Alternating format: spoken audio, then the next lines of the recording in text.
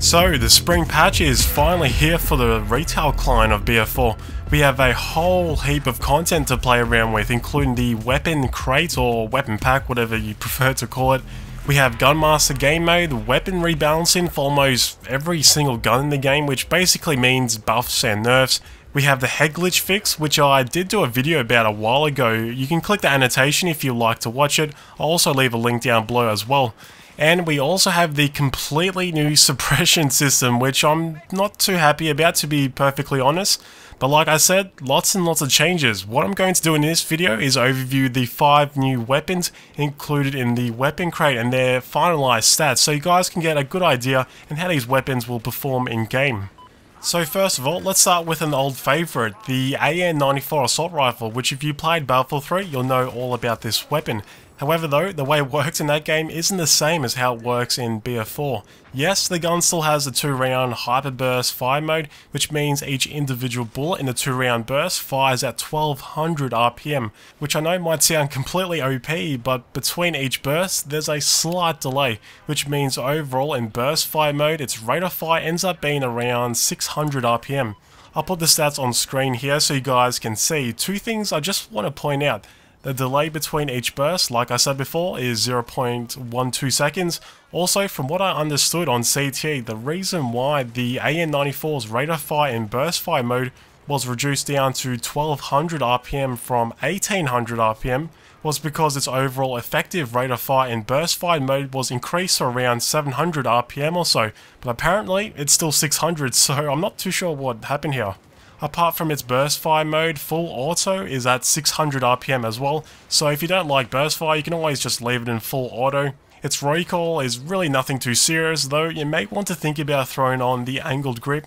Side to side and vertical recoil is fairly low, so you should be fine controlling the weapon at range. Muzzle velocity is 620 meters per second, which is great, however its reload times are fairly long.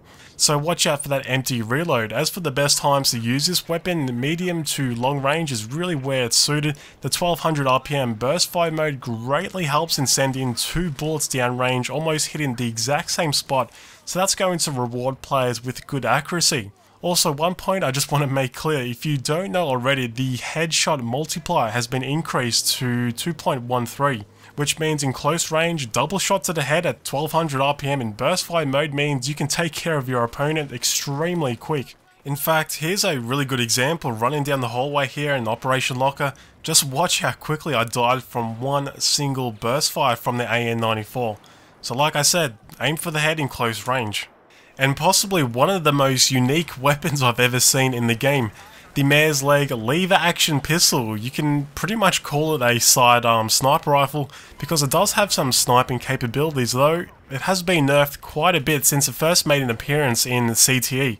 I honestly thought it was well balanced, I didn't see any issues with it, but either way, let's put its stats on screen. As you can see, it has a rate of fire of 66, muzzle velocity is at 520 meters per second, which is to be expected. It has a damage roll of 56 up front, then going down to 28 at 60 meters, which means at ranges beyond 60, even if you get a headshot, you still need a total of 3 bullets to take care of your target. If you don't get a headshot, that means you need 4 body shots, which begs a question. Apart from its obvious novelty factor, what's the point of using it over the 44 Magnum? If anything, the Magnum is more viable for long range, and even close range it has the same upfront damage, but with a much higher rate of fire.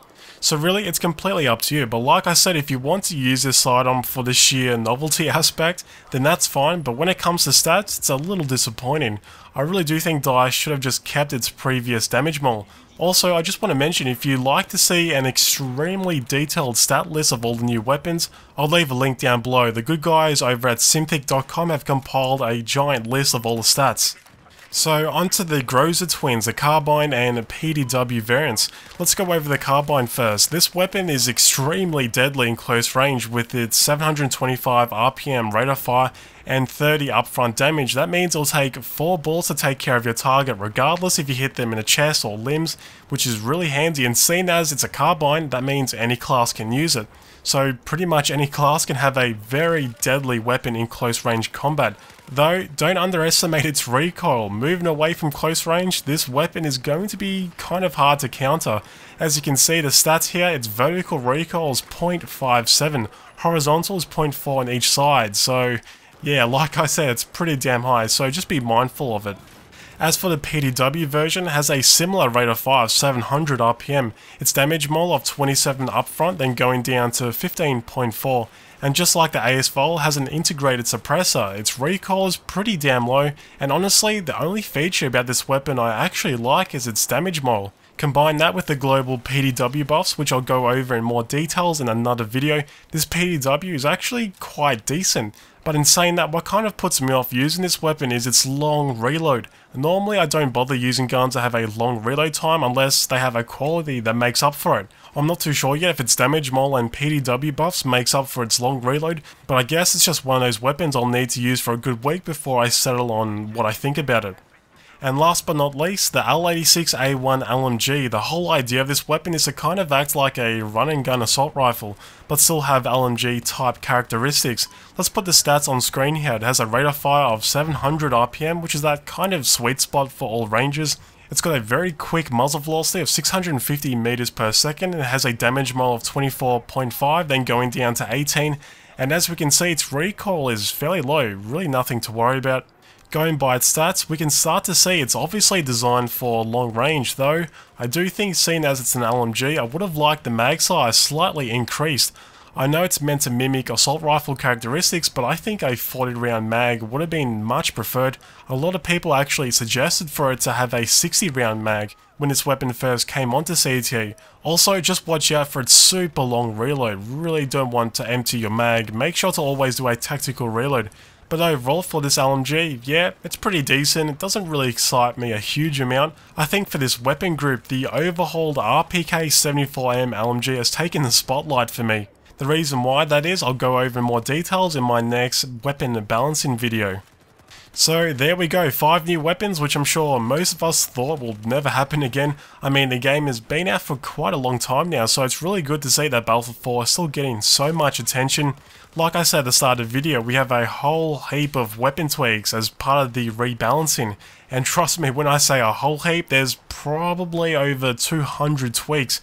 So I'm going to try and digest it all down and release 1 or 2 videos showing off the biggest weapon nerfs and buffs. Which, if you guys remember a while ago, I believe for the fall patch last year, I did a video going over the most significant weapon tweaks. But anyway, that's it for today's video. Make sure to leave a comment down below and let me know your thoughts about these new weapons. Thanks for watching, and I'll see you in the next video.